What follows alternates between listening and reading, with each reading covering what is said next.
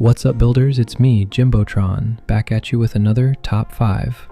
Today we are covering my Top 5 tank builds. Tanks are inherently stronger in the base game, and this really only scales up greater in Stadium, so these are probably some of the strongest options if you're looking to hard carry your games. Let's get into it. First up, as always, we have an honorable mention. This is the D.va Ultimate build. This build is honestly one of, if not my most fun tank build to play, just down to how many gimmicks it has that you can constantly be doing throughout the match. You're never really just sat there doing nothing. There's always something going on with this build. The core of this build is stacking a bunch of ultimate charge onto D.va to allow her to constantly have her ultimate up as much as possible. Then we buff that ultimate so it becomes super consistent, and once you get going, you really are just a threat in every single fight.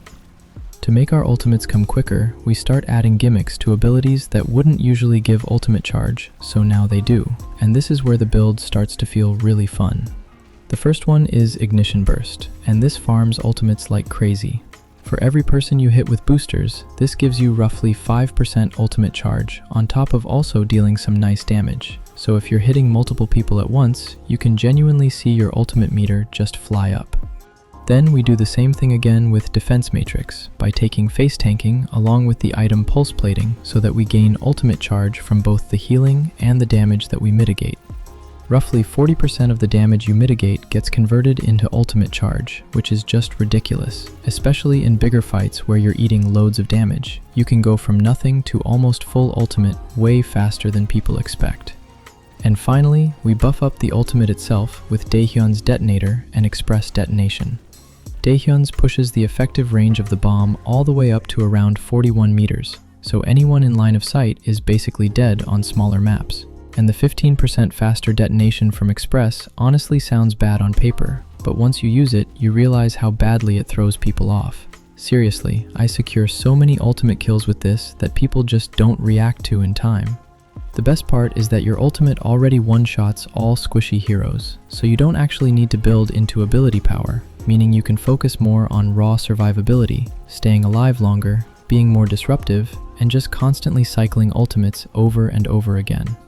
The reason this build is only an honorable mention and not in the top 5 though, is because it takes a bit too long to fully come online properly, and it can feel pretty weak in those neutral phases when you don't have your ultimate ready. So for that reason, D.va lands just outside the list. Next up, we have Event Horizon Sigma. If you guys don't know yet, I've actually got quite a platform going on over on Stadium Builds.io, and over there, this is my most popular build on the website. The whole thing revolves around this power called Event Horizon, and honestly, Stadium does a terrible job at explaining what some of these powers actually do, and this one is probably the worst for that. I do have a full breakdown in my build guide down in the description, but I'll simplify it here for the sake of keeping the video flowing. What this power does is it takes your kinetic grasp and basically turns it into an absolute monster.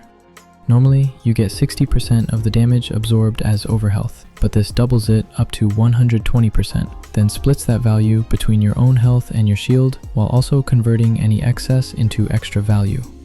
I know that sounds like a lot of numbers, but the simplest way to think about it is that Event Horizon makes Kinetic Grasp twice as strong and lets it heal your shields as well. On top of that, it also got buffed at the start of Season 1, and now whenever you use it, your teammates get 100 overhealth as well, which is basically free value every time you press the button. So this is easily one of the strongest powers in the game when it comes to raw mitigation and team sustain. The build does struggle a bit into heavy melee comps though, which is why in the gameplay, I'm actually running a slightly adapted version with apogee alignment and beam splitter, just to handle those closer range fights a bit better. But sticking to the core idea, once you've got Event Horizon online, we start stacking even more value on top of it, with Philharmonic Fortitude for extra shield health and regeneration, and then combine that with Orbital Barrier and De Kuiper's Thesis, so that you're constantly regenerating health and shields, not just for yourself, but for your entire team as well. When you put it all together, you're basically always healing, always gaining overhealth, and constantly making it easier for your team to take space and hold it, without ever really losing momentum. So that's why Event Horizon Sigma is easily coming in at number 5. Up next is Support Zarya, and honestly, there was an incredibly thin line for me between putting Support Zarya and Ability Power Damage Zarya here on the list. However, since the current ranked meta is all about 5-stack pocketing a single vendetta, and this support Zarya build is the best tank to run alongside that, I'm putting this one here. The whole build is about, you guessed it, supporting one of your teammates and making sure they just don't die, while also enabling them to do a lot more during dives. The most notable synergy here is with Vendetta, but this build is actually adapted to give you 2 bubbles for teammates on every use, so you can run something like Vendetta and Genji or Vendetta and Tracer. Any dive duo works really well with this. The core powers here are Containment Shield and Major Flex. Containment Shield will heal whoever you bubble for up to 10% of your own max life, and that actually goes up to 15% when used on yourself, so you've got some really strong sustain built in. Then, Major Flex makes anyone who is bubbled deal up to 50 damage to enemies around them, and this also scales with charge, so you can push that number all the way up to around 100 damage even without building into ability power, which is huge for helping your divers actually confirm kills. Then we take Fission Field, which effectively gives us 2 bubbles, so now you're doubling the healing, doubling the damage, and suddenly you're not just a tank anymore, you're basically a full support.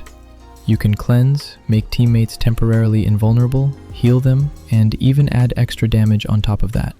Once you stack this up with a bunch of self-sustain and survivability, including things like Lynx's data drive so that you're healing even when you bubble other people, you can genuinely carry games just by enabling your team properly. However, like the Sigma build before it, this more supportive playstyle can be a bit limiting if you're not playing in a duo or trio. So for that reason, support Zarya comes in at number 4. At number 3, we have weapon and survival hybrid Orisa. A lot of you, and when I say a lot, I mean a lot of you, were pretty upset when I put Orisa in C tier in my tier list video. Mainly because people ignored the fact that I was basing that on tournament pick rates. But I'm here to tell you now that those complaints were basically because of this build right here. In terms of pure solo tanking, this is probably the highest in the entire tank roster, only really missing out on a higher spot because it lacks team support. So if enemies decide to just ignore you, it can be a bit limiting. But if we put that aside, I genuinely think this build has some of the highest DPS in the tank roster, mainly thanks to enhanced target sensors. This is one of those S-tier blue items that just makes you question everything. It already gives solid stats for 4K with weapon power and attack speed, and then on top of that, it gives you 25% more damage to targets over 12 meters. This item could honestly be a 12K purple, and people would still buy it. So the fact you get this from round 2 is just insane, and it ends up carrying a huge portion of your damage. Then we stack in survivability with powers like Restorify and Hooves of Steel.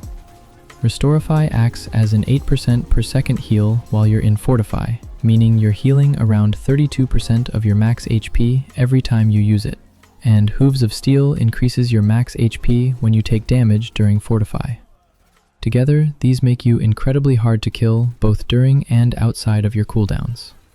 Finally, we take Supercharger, so even though we're not building into ability power, we still get massive value from our ultimate.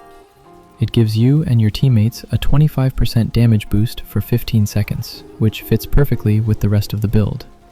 Overall, this build is insanely strong in terms of both damage and survivability. And honestly, if it wasn't for how strong the next 2 builds are, I could easily see this being number 1.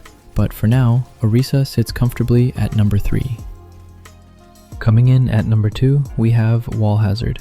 On release, this thing could do over 300 burst damage with every wall, and I'm so glad that's no longer a thing, but that doesn't take away from the fact that he still has the highest burst damage in the entire tank roster, and it's not even close. Orisa might have the highest consistent DPS, but this guy can delete your health bar before you've even realized it's moving. Combining your Violent Leap and Wall Explosions with ability power lets you instantly take down over 400 health if you hit it right, and that just isn't fair. Now combine that insane damage with a 60% damage reduction block that we're going to increase the duration of, so you can just sit there, tank damage, and wait out cooldowns, and suddenly this build becomes incredibly hard to deal with. The core of the build is stacking the main wall powers, Off the Wall, Fortress, and Juiced. The order can vary a bit, but you always want Off the Wall first. This makes it so every wall you place has a second delayed explosion, effectively more than doubling the damage and knockback, and it opens up a ton of synergies. Then we take Fortress, which increases the size of the explosion and adds extra base damage to both the wall and the explosion, pushing your burst even higher. And finally, Juiced, which makes every wall you place heal you and your teammates. This is great for sustain, great for farming, and the healing really starts to add up over the course of a round. The build all comes together with what I genuinely think is one of the most broken epic personal items in the game, Freak Foil. This thing increases your block duration by 50% and makes it so any wall damage instantly restores 25% of it. The best part is that the off-the-wall explosion also procs this, so you're effectively getting double value much more consistently. Then we take it even further with Blood Needle for another 50% increase, giving you a total of around 225% extra block duration. And on top of that, it heals you for 1.8% per second per person in your block. The sustain and uptime you get from this setup is just absurd. Overall, the damage and survivability on this build are ridiculous, and if your opponents don't have strong tank busting options, you will just run over games with it, which is exactly why Wall Hazard comes in at number 2. And coming in at number 1, we have Royal Bullet's Junker Queen. I just want to say, before we talk about this one, this list isn't balanced. There is a considerably larger gap between this build and the rest of the list. And if I'm being honest, this build is probably the most broken in all of Stadium. Not even because of the build, but because this character's design is not healthy for a game mode that rewards stats above all else. If you didn't know, Junker Queen's wound mechanic takes any damage over time you dish out with your wounds and converts it back to you as healing, but not 1-to-1. You get 225% healing per damage you deal like that. Meaning at its base, you heal 35 health per melee, 65 for the knife, and 90 for the axe. To make matters worse, finishing an opponent who was wounded will instantly heal you all of the wound damage that you would have got otherwise. You get money on all of this healing you do, and if that were it, then Junker Queen would probably be a top 3 tank, and her gimmick would just be that she's good at healing. But that's not it, because Junker Queen is an ability-based character. All of her gimmicks involve abilities.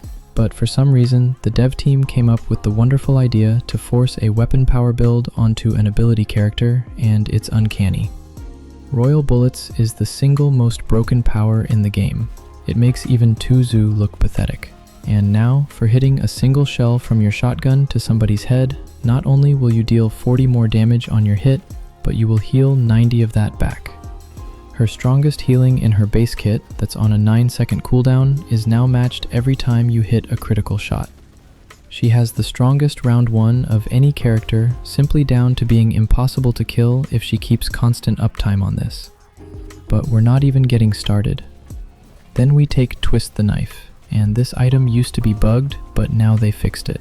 So now every headshot wound that would have done 40 damage over 2 seconds is now doing 80 damage for 4. A single headshot is healing you for a base of 180 health before you even think about adding your other wound types. Additionally, this power also will extend that anti-effect on your ultimate for 2 more seconds, while also adding the Royal Bullets wound. Because if you didn't know, wounds of different types will stack on top of each other. So cool, right? She has broken self-sustain that has no cooldown attached to it. I get it, she's strong. You don't get it. Then she takes Adrenaline Rush. So you know that previously mentioned 180 base healing. It now goes to every single one of her teammates in her 12-meter radius. A single headshot is healing over 900 health to her and her team at its base. But because all of your self-sustain is scaled by weapon power, you can get away with building a lot more damage than anyone else since it directly scales your healing. You can literally go all weapon power, which I wouldn't advise, and do more damage than most of the tank roster, while also outputting more healing than someone with a constant support ultimate active. If someone told me I could earn £1 million simply by getting to top 500 in a week, this is the character I'd use, because it feels impossible to lose unless the enemy team fully builds around you, and even then, you're a threat. So this is easily going at the number 1 build in the tank roster and the game at the current moment. Hope you guys enjoyed the list. I've noticed that my top 5 videos have been getting a lot more love than my other ones, and this was my most requested video by you guys. Let me know down below what other types of content you'd like to see. Till next time, builders.